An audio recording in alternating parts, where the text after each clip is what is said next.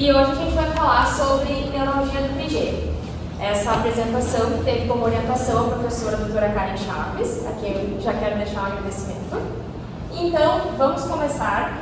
Aqui eu estruturei a nossa apresentação em um sumário para dividir em tópicos e ficar mais claro a apresentação. Então, a gente vai começar com uma breve introdução ao tema. Em sequência, nós vamos falar sobre anatomia e fisiologia do nervo trigêmeo.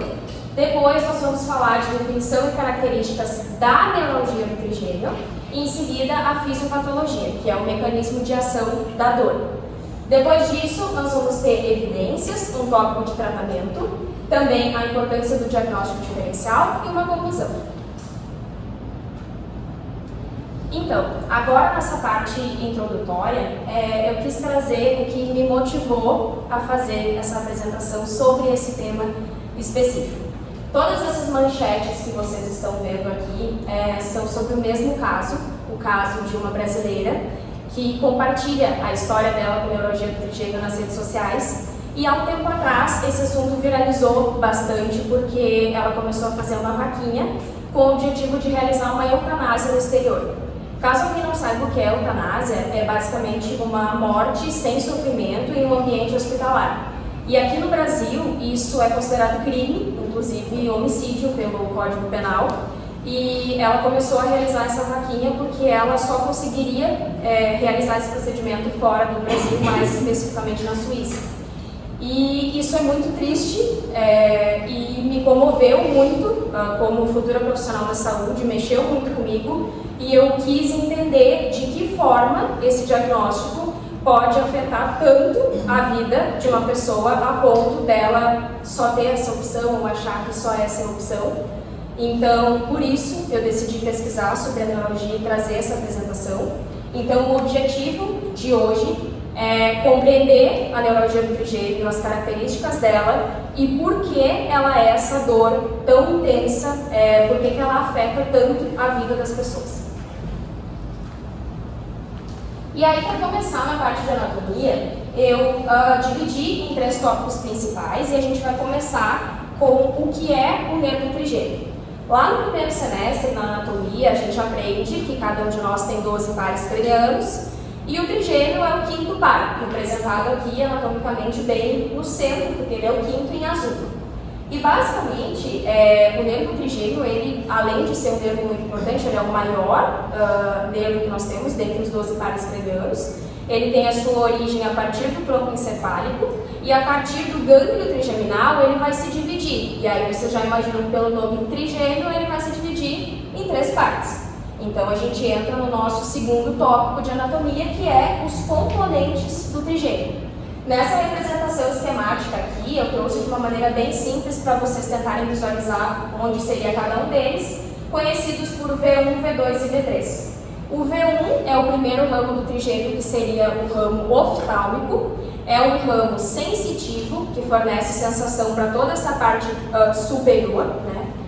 E o V2 seria a parte central, também um nervo sensitivo, que fornece sensação para o terço médio da face.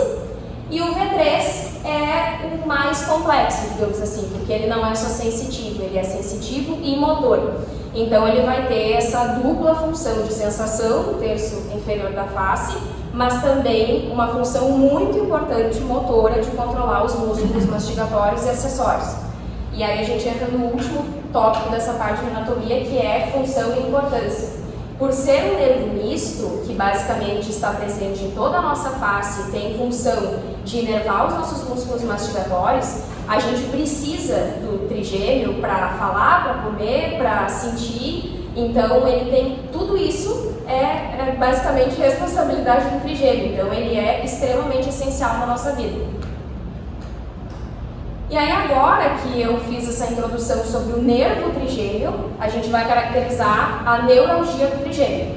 Então, a partir do nervo trigêmeo, nós temos essa condição, conhecida por ser essa condição de dor, uma dor descrita na literatura como uma dor lancinante, que é uma dor extremamente forte, extremamente assim, perturbadora.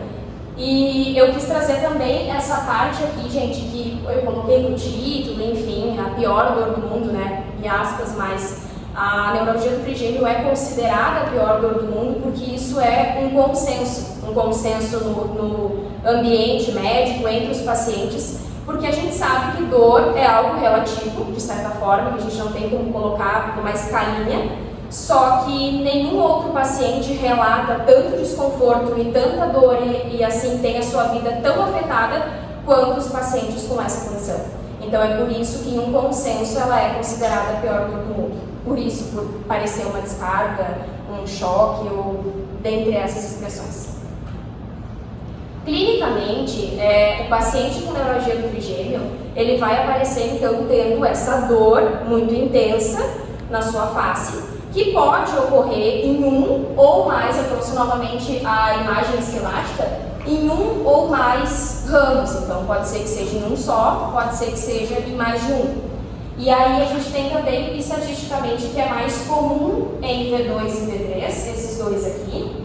E aí nós temos também outra questão estatística que é mais comum em mulheres acima dos 50 anos. Só que isso não é uma regra, porque, por exemplo, o caso da moça que eu citei no início, ela descobriu na adolescência, atualmente ela tem 28 anos, então, fora dessa idade, desse padrão, pode ocorrer com qualquer pessoa de qualquer sexo, mas a gente tem que estatisticamente mais comum em mulheres acima dos 50 anos. E aí agora a gente vai entender o mecanismo de ação, a fisiopatologia da dor. Então, como que ocorre essa dor tão intensa desde o seu centro. Então, aqui em amarelo é o nervo trigêmeo, tá? E aqui em vermelho é para ser a representação vascular.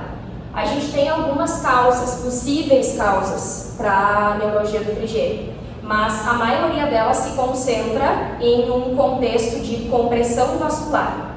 Essa parte vascular aqui vai realizar uma compressão aqui no nervo trigêmeo e a partir disso vai desencadear uma cascata de fatores que eu vou explicar para vocês que vai gerar essa dor em choque.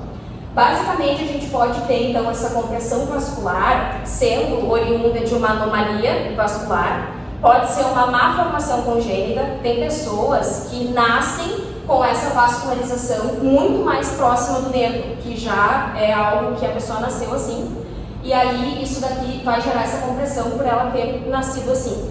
Pode ser uma causa patológica, ou seja, pode ser um tumor, até vascular, aqui nessa região comprimindo. E independente dessas possíveis causas que a gente tem, a compressão vascular em cima da fibra do trigêmeo vai causar o problema, porque a nossa fibra do trigêmeo é uma fibra mielinizada, recoberta por mielina. A mielina protege essa fibra do trigêmeo e faz com que, como em qualquer outro axônio, o impulso seja enviado de forma rápida, de forma eficaz e que não saia nada para onde tem que sair. Só que daí essa compressão aqui em cima, pensem que assim, a gente tem aqui o trigêmeo e aqui a compressão, isso vai gerar um atrito.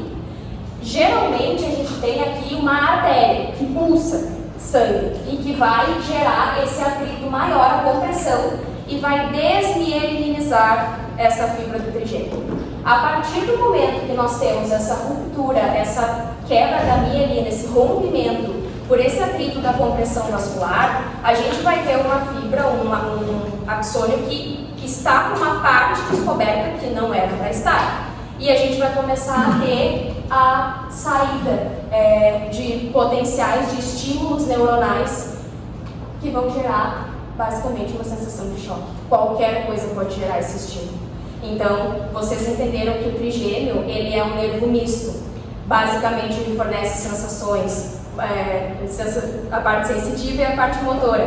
Então, o fato de sentir um vento no rosto, de tocar no rosto, qualquer coisa pode desencadear esse estímulo e vai gerar basicamente essa sensação de um choque, porque está saindo um estímulo de um neurônio que não era para sair, basicamente, por causa dessa compressão vascular. E aí a gente tem também que ocorre um agravo. Com o tempo, a neuralgia ela acaba ficando conhecida por se tornar crônica, né? A pessoa começa a ter uma dor, que ela continua com aquela dor e aquela dor é quase que assim 24 horas por dia. Ela tem crises mais intensas, mas a dor continua. E aí eu descobri que isso é porque ocorre um fenômeno de sensibilização central, assim. Os nossos neurotransmissores começam a estimular mais e deixar essas células super excitáveis, e aí qualquer coisa desencadeia esse estímulo maior. Então, com o tempo, assim, pode piorar a situação por causa dessa hipersensibilidade central. Além disso, eu comentei com vocês que assim, a principal causa, o principal contexto é a compressão vascular. Só que a gente também tem uma outra possível causa, que seria sem a compressão vascular, em caso de pacientes com esclerose múltipla. A esclerose, ela destrói a mielina da fibra dos axônios. Por isso que pessoas com esclerose múltipla acabam tendo dificuldade nos movimentos, o movimento fica mais lento, porque a mielina é o que garante que o impulso seja transmitido de forma rápida.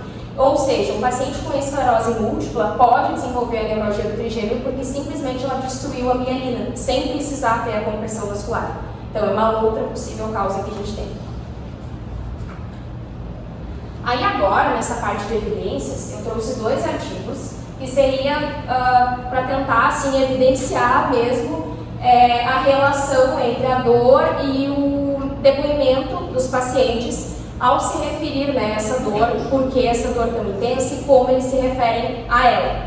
Nesse estudo aqui, metade dos pacientes entrevistados descreveram a neuralgia como a pior dor imaginável da vida deles e trouxeram uma outra nomenclatura ainda, que foi a dor de tiro, que eu não tinha visto, eu tinha lido dor em choque, dor empontada, e aí esse aqui eu achei, assim, me chamou a atenção, porque além disso, alguns descreviam dessa forma essa dor tão intensa que afeta a vida deles. E esse outro é muito, muito profundo, realmente assim, tocante tu ler, porque te afeta muito, assim. Uma revisão que entrevistou 24 pessoas, foi realizado no Reino Unido, e essas 24 pessoas, elas receberam uma lista, um questionário de perguntas, responderam sobre o dia a dia, a vida delas. E aí mulheres diziam que assim, que era muito pior do que o parto, alguns diziam que era uma experiência como se eles estivessem sendo eletrocutados. E assim, gente, é daqui para pior, assim, os relatos, é realmente muito profundo. E isso daqui faz a gente ter essa comprovação de por que a neuralgia do trigêmeo é conhecida como a pior dor do mundo. Agora, pensando nessa condição tão dolorosa, tão sofrida, o que a gente tem de tratamento? O que o paciente pode receber para tentar ter uma melhor qualidade de vida? É importante que eu diga que ela não tem tratamento, como você cura, na verdade, perdão. Ela não tem cura, tratamento ela tem. Mas assim, dentre os tratamentos, a gente vai ter principais opções. Eu trouxe a principal opção farmacológica e a principal opção cirúrgica. Dentre as opções farmacológicas, a gente tem a carbamazepina, que é um antiepilético. E aí o que ela faz? Ela vai atuar bloqueando os canais de estoque de voltagem, reduzindo aquela hiperexcitabilidade neuronal que eu expliquei no fim da fisiopatologia. Então é como se ela reduzisse essa quantidade de estímulos e a pessoa consequentemente vai ter menos dor. Só que isso aqui é um tratamento, né, gente? Não cura. Então assim, a pessoa ainda vai ter a sua qualidade de vida muito afetada. E esse é o principal tratamento farmacológico que a gente tem disponível. E aí, cirurgicamente, a gente teria a descompressão microvascular, que seria tentar separar essa parte vascular, nos casos vasculares, tentar afastar do trigêmeo para conseguir isolar de alguma forma. E essa cirurgia tem bastante taxa de sucesso, só que ela também tem um risco enorme, porque, vocês pensem, a gente está mexendo em um nervo que é tão importante para tantas funções, então não tem como não ter risco com isso. E essa cirurgia aqui, eu acabei pesquisando um pouco mais sobre ela, no mesmo caso da brasileira, que ela já fez 6 cirurgias. E aí eu fui atrás assim, do que ela fez, e no caso dela, ela explicou que se ela tivesse sido exposta a esse procedimento lá na adolescência, quando ela descobriu, talvez ela teria uma qualidade de vida hoje muito melhor. Só que ela acabou sendo exposta a cirurgias quando o nervo do trigêmeo dela já estava completamente desmelinizado, já estava muito assim, avançada a situação. Então eu acredito que depende também do período em que essa intervenção vai ser feita e do nível, pelo sucesso. E além disso, gente, além, né, do que a gente tem de tratamento convencional, farmacológico e cirúrgico, é muito importante a gente pensar em terapias convencionais e assim um apoio multidisciplinar para a neuralgia. Porque na maioria dos artigos que eu li, principalmente estrangeiros, ela tem outro apelido. Não é só a pior dor do mundo, ela é conhecida como doença do suicídio. Em muitos países, porque eu acho que vocês conseguem entender por que a pessoa se torna, né, tão dependente dessa doença, a doença limita ela tanto, que ela acaba sendo conhecida por isso. Então, um apoio psicológico é muito importante, apoio familiar, psicológico para esse paciente que está vulnerável, que vai precisar disso. E eu li também que fisioterapias e reabilitação podem auxiliar no sentido de deixar o paciente menos tenso e fazer com que ele, né, menos tensionado, possa se sentir mais confortável. E isso contribuiria para um apoio de tratamento multidisciplinar. Agora, trazendo assim para nós, futuros cirurgiões dentistas, é muito comum, na verdade o mais comum que ocorra, que nós sejamos o primeiro ou um dos primeiros profissionais a entrar em contato com um paciente que relata alguma dor no rosto. Porque geralmente uma dor no rosto pode ser uma dor de dente, pode ser algo que relacione com o dentista. Então, aqui, o dentista entra com um apoio, assim, imprescindível em um diagnóstico, um bom diagnóstico diferencial, porque se a gente receber um paciente que tenha uma dor facial, a gente precisa avaliar essa dor, a gente precisa descartar a origem odontogênica. Então, se a gente fez exames complementares de imagem para ver se não é algum tratamento realmente dentário, né? E se não for odontogênico, a gente precisa orientar esse paciente também para evitar tratamento desnecessário, porque daqui a pouco está extraindo, está removendo um dente que não tem nada a ver com a dor do paciente, está fazendo algo que não precisava, e esse paciente vai continuar com dor, porque se não é essa a causa, se não é uma causa odontogênica, a gente não vai resolver. Então é imprescindível que a gente atue nessa equipe multidisciplinar com esse poder muito grande de conseguir realizar um diagnóstico diferencial para a gente aprender a direcionar o nosso paciente, porque se ele tiver neuralgia do trigêmeo, ele vai precisar de outros profissionais, ele vai precisar de um médico para realizar um tratamento, talvez até cirúrgico. Então a gente tem que ter esse conhecimento para saber orientar também os nossos pacientes. E então, como conclusão, acredito que tenha sido possível, né, entender por que a neuralgia do trigêmeo é conhecida como a pior dor do mundo, por que essa dor ocorre de toda a sua forma, e a importância, novamente, de nós, como futuros cirurgiões dentistas, de realizarmos um bom diagnóstico diferencial e de auxiliarmos o nosso paciente no que a gente puder.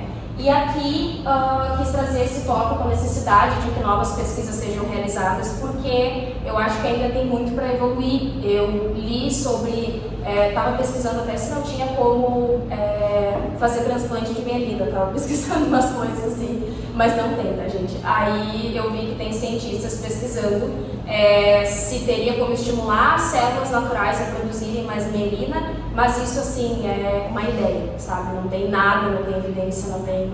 Então, realmente precisa de muitos estudos, daqui a pouco um tratamento que melhor traga uma qualidade de vida para esse paciente, mas que por enquanto a gente não tem, mas que talvez nos próximos anos a gente possa ter algo que melhore. Aqui estão as minhas referências e eu deixo o QR Code para vocês preencherem para receberem o certificado. Muito obrigada.